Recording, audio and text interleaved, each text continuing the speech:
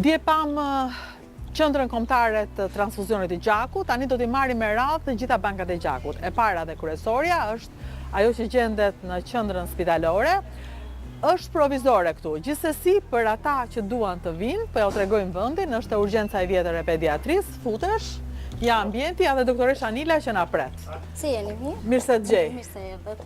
Mund të vini. Kjo është banka e gjakut që sot, që ne vendodhemi provizorisht. Po pse provizorisht po rregullohet? Sepse godina e vjetër është prishur në kohën e tërmetit dhe po rregullohet nga e para. Okej.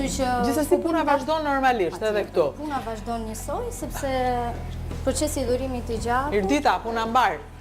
Na fali se jemi me kamera për kë është në punë sipër, nuk e kapim, edhe pse më bëri diçka përshtypje dhe dua ta them. Doktoresha, ju po i thoshit e jani për të dhuruar gjak dhuruese, nuk doni se kishin nga kamera... Kishin bezdit pjesën e kamera. Po pse? Se unë e kuptoj. Dikur gjaku shitej dhe ndoshta njeriu nuk do të tregoj që shet gjak. Tani që dhurohet, akoma ka turp të dhurosh gjak? Po si është kjo?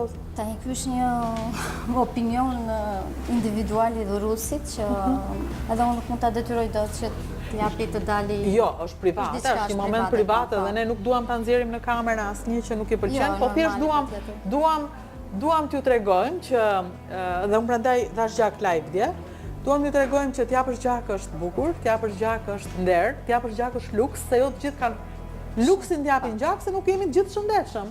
Kush ka një smundje, ka një problem, nuk jep dot gjak. Unë mësoj ta gjitha dje dhe jam gjitha përmendsh tani, se dhe unë nuk dija. Po dua që ta dinë sa më shumë njerëz. Tani mund ta ma tregoni si funksionon? Atëre, banka e gjakut QSOT është banka më e madhe e gjakut në Shqipëri. Pse them që është më e madhja? Sepse ka numrin më të madh të dhuruesve. Bëhen gati 9000 dhurime në vit. Në vit? Po, për bankën e gjakut QSOT. Shumica e dhurimeve në bankën e gjakut QSOT janë dhurime familjare. Që çfarë do me thënë dhurime familjare? Çdo pacient që do t'i nënshtrohet një operacioni kirurgjikal për arsye të ndryshëm, duhet që të dhurojnë gjak familjarët e vet. E kam të detyruar. E kam detyrim.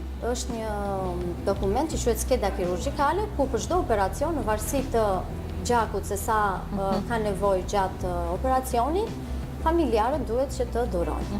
Dhe këtu bëhet dhurimi, ata vinë gjithë këtu. Këtu bëhet dhurimi. Ky është dhurimi që bëhet për të gjitha pavionet. Unë kam dhuruar njëherë për motrën, kur do linte, po nuk e maj mend të kem qenë këtu. Apo nga që bërë te banka e gjakut në maternitet.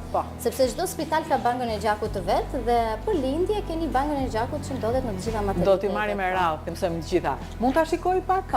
Aty tani është plazma apo trombocitet? Po, ja, vetëm 3 aktivitetet që kryen te banka e gjakut, që neve realizojmë, është dhurimi i gjakut, që bëhet pikërisht këtu, testimi laboratorik, që bëjmë grupet e gjakut që vinë nga pavionet, dhe është pjesa e laboratorit, ku realizojnë të gjitha grupet e gjakut, sepse përpara se të transfuzosh, duhet që të përcaktosh grupin e gjakut. Pra, tek doktoresha këtu bëhen më vete, nuk është se ju i çonin atje ku isha unë të transfuzioni. Jo, këtu bëjmë grupet e gjakut për pacientët, për të gjithë pacientët që janë të hospitalizuar në qendrën spitalore universitare në Tereza, çdo pacient që ka nevojë për gjak, paraprakisht i përcaktohet grupi i gjakut. Dhe ne këtu kryejmë grupet e gjakut. Po, komunikimi juaj me qendrën, ku qëndron? Si komunikoni me qendrën? Ja, komunikimi jonë me qendrën. Të gjitha dhurimet që neve kryejmë këtu, tek banka e gjakut QSOT, nuk i përpunojmë. Ju keni parë procesin e përpunimit dhe procesin e testimit.